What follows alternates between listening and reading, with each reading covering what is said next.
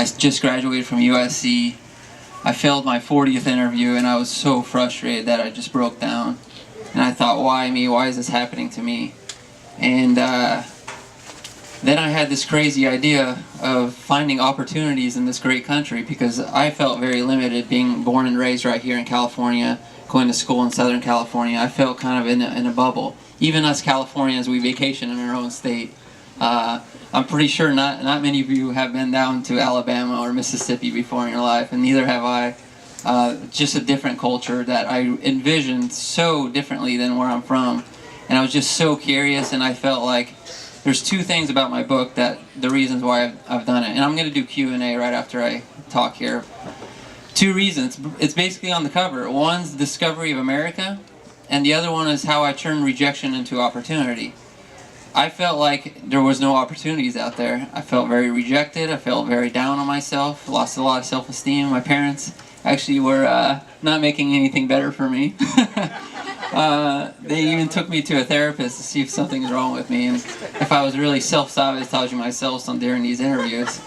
But I felt like, you know, I gotta really make a difference in my life, and I thought, if I have this idea, nothing's gonna stop me. And my uncle here, he's actually here in the back, he told me one thing that really stuck to me.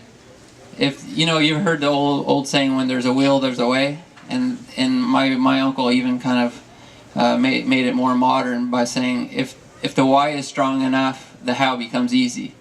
So after I've been rejected by so many interviews and so many people, even setting up all these 50 jobs, it didn't bother me, because every time I got rejected, I always felt like it was one step away from an acceptance.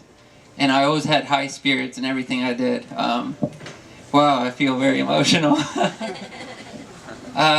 So I hope you guys enjoy this book. I worked really hard on it. I almost killed my... Remember that. It's not that fun. Yeah?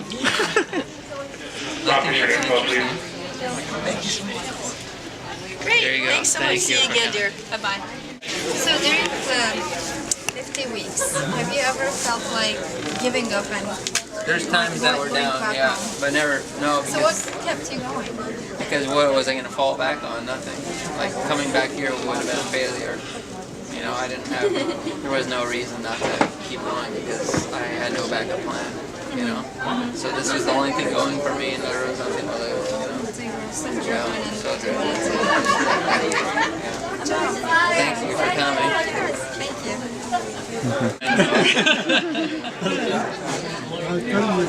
No, I don't know. I'm sorry, he's purposely making noise. Yeah. So for everything,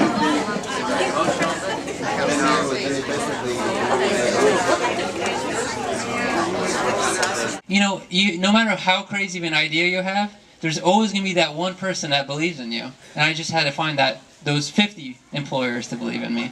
So it had to do with being persistent, which I talk about in my book, taking risks.